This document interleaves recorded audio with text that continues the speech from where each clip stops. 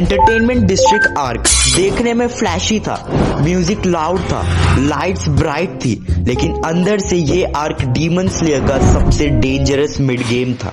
और इसलिए एक सवाल नेचुरली आता है, अगर इस मिशन में तेनगेन की जगह कोई और हाशिरा होता तो क्या ये आर्क वैसे ही एंड होता जैसे हमने देखा, या फिर कहानी बिल्कुल अलग डायरेक्शन ले लेती। अब बात करने वाले हैं आर्क की रियलिटी के बारे में। Entertainment district arc normal battlefield था ही नहीं, यहाँ दुश्मन सामने भी था और हवा में भी।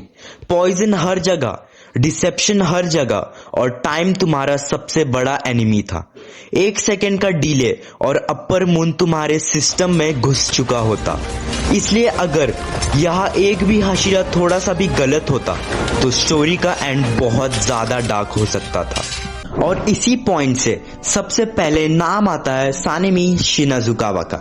सानेमी का नेचर सिंपल है, अटैक फर्स्ट थिंक लेटर। अगर सानेमी एंटरटेनमेंट डिस्ट्रिक्ट आर्क में होता तो ग्यूतारो को देखते ही विंड ब्रीदिंग का स्टॉर्म चालू हो जाता, डीमंस पैनिक में आते, फाइट बहुत जल्दी इंटेंस हो जाती।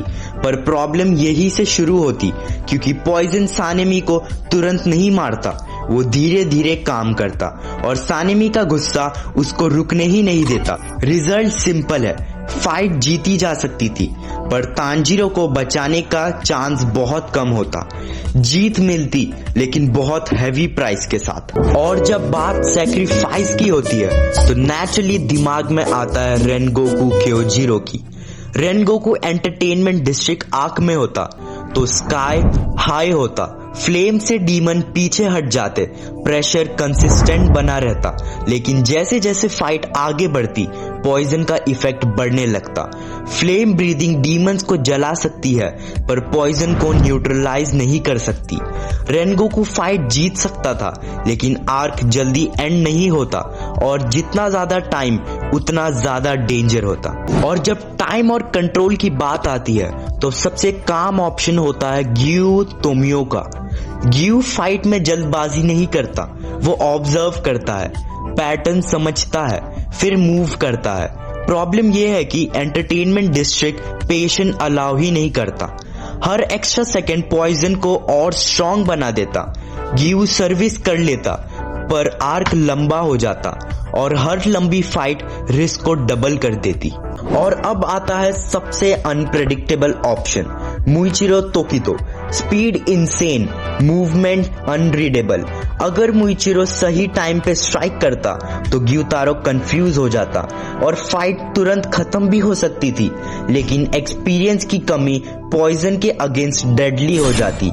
यहाँ कोई सेकंड चांस नहीं था, या तो लेजेंडरी विन होती या फिर इंस्टेंट लॉस। और यही पे एक बात क्लियर होती है, एंटरटेनमेंट डिस्ट्रिक्ट आर्क सिर्फ स्ट्रेंथ का टेस्ट नहीं था, ये इंफॉर्मेशन और अडेप्टेशन का टेस्ट था। और यहाँ पे एडवांटेज सिर्फ एक हाशिरा के पास था, तेनगेन। तेनगेन के पास था poison resistance, stealth training, sound breathing और सबसे इंपॉर्टेंट अपने पत्नियों के थ्रू कांस्टेंट इंटेल। इसलिए तेनगेन फ्लैशी होने के साथ साथ स्मार्ट भी था। उसने बैटलफील्ड को समझा और तब फाइट की। इसी वजह से एंटरटेनमेंट डिस्ट्रिक्ट आर्क सरवाइव हो पाया। सानेमी जीत सकता था पर कॉस्ट बहुत हाई थी। रेनगोकू स्ट्रॉन्ग था पर पॉइजन के अगेंस्ट वीक। ग्यू सेफ था पर टाइम के अगेंस्ट नहीं। मुइचिरो तो पूरा गैम्बल था और तेनगेन परफेक्ट था। कभी कभी स्ट्रॉन्गेस्ट नहीं, राइट पर्सन जीतता है। अच्छा जी, ऐसा है क्या? और तुम बताओ, अगर तेनगेन की जगह कोई और होता तो कौन एंटरटेनमेंट डिस्ट्रिक्ट क्लियर करता? कमेंट सेक्शन में लिखो। और अगर ऐसे व्हाट इफ पसंद है तो चैनल को याद जरूर रखना।